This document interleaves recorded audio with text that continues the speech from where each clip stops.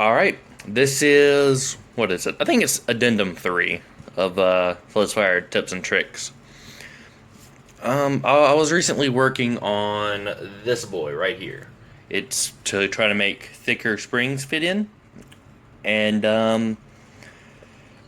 ooh, and I realized when it's closed all the way, the, this right this right here doesn't move all the way forward like you see now, which is an issue.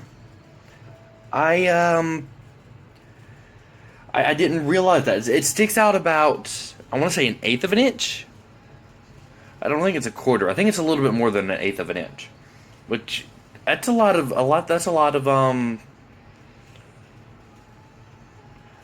volume you're missing. It's like 5 cc's. I want to say it's 5 cc's, but I could be wrong. Um, yeah. So what I did was I cut a little bit off of the push part of the long thin lever arm, and I cut about an eighth of an inch off of it, I think.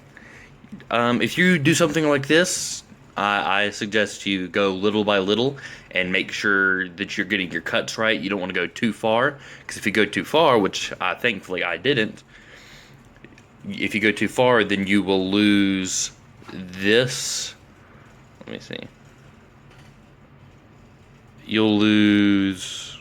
Come on, phone. You'll lose this, whatever. You'll lose that surface, which is the surface that pushes it all the way back to the fifth tooth. Speaking of the fifth tooth, I was working on a little spacer. Which that one's, I think, 2 millimeters. I want to say it's 2 millimeters, and to try and get it extended just a little bit with like the stock arms and everything, to try to pull it back just a little bit. I ran into an issue there where the large tooth actually would bump up against this, and wouldn't let it pull back all the way, which was really weird. Yeah, it was really weird. I don't know why it was like that. It just had issues. So you could definitely cut out a little bit of right here. I sanded this down a little bit more, and I even went as far as to cut down on that corner right there as I did on the other one, to try and get some clearance so it's not as bad. You could also probably grease the inside of it. Speaking of grease, look at these segments right here. I'm doing really good. Oh boy. Let's see if I can get this out. Nope. Okay, we're commercial. Where did I leave off? Did I say grease? I think I said grease. So I got some new grease right there, and a better O-ring, which is actually a Chronos O-ring. The Chronos O-rings are a little bit thicker than the Sledgefire ones, but the groove they sit in is a little smaller, so they fit really well. Well, if you put it on that, the seal is perfect, at least on the inside of the plunger. This plunger, which is a plunger that I've been working on, is a little bit more difficult.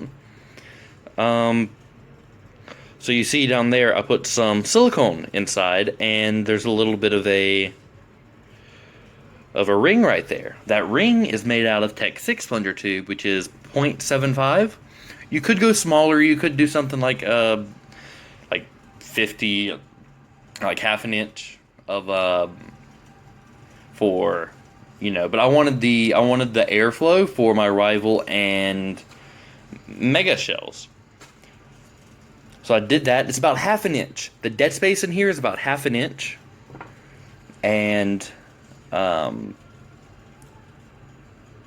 that's a lot of dead space. A half an inch by 1.5 inches, 38.5 38.2 millimeters by, what is it, 12.7 millimeters?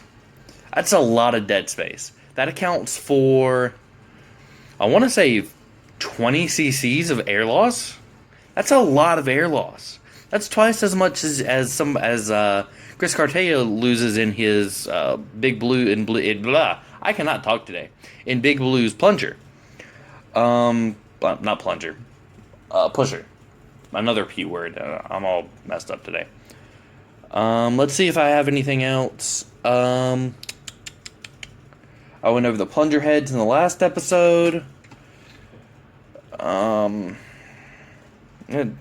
This is it. Just be careful of it. You have to, so it's up. So, yeah, this is upside down. So, this would be the top for you. So, you want to go, I want to say at a 60-degree angle. Could be wrong. To try and get it down. But you'll have to do your own measurements and stuff just to make sure. You want to close up both sides of the internal compartment right here and try to get it right. If you don't get it right, you will mess it up. So, yeah, I really enjoy doing these little tips and tricks. I know they don't seem like much, but the more and more I find, the more they add up. So, the next one will probably be on this. I haven't really done much work on that yet. To pull it back a little bit, the catch spacer. I guess you could use any plastic, or maybe even certain types of really strong. You could use epoxy, maybe. To pull it back a little bit, I suggest. I was working on 2 millimeters, but I could probably get more out of it and bring it up to 2.3 to 2.4. I think it's 2. Yeah. No, 2.6 to 2.7. My bad. Without doing the whole arm replacement thing I wanted to do, which could still be done. Yeah, everything adds up. That does 5. The dead space replacement does 20. Well, you still have a little bit of dead space in there. It probably does like 10 to 15. It's a lot of cc's of air. That's like 2 to 3 more inches of brass barrel that you can use now. Because you got rid of the dead space and the plunger. You padded the plunger. You gave it more throw. The seal is really good. So, yeah. Thanks to everybody who's been following along on this little series that I've been doing. Really means a lot. I'm up to 56 subscribers at this point. I need to work on getting all my thoughts together. I mean, I'm doing this off the cuff. I don't really have anything, whatever. I have a script, and the camera work is pretty bad sometimes. But yeah, thanks to everybody who's been keeping along, and I'll try to find more stuff for y'all to do to your Sledgefires to make them better than ever.